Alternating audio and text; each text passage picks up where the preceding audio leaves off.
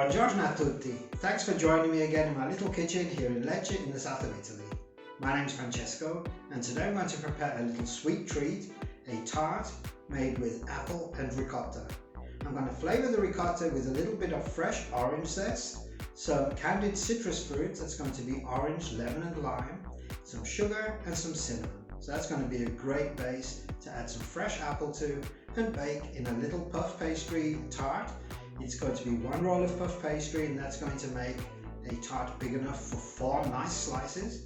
So I hope you enjoy the recipe. If you do, please give me a thumbs up, leave a comment below, subscribe to the channel, come back and follow me for more. Let's go.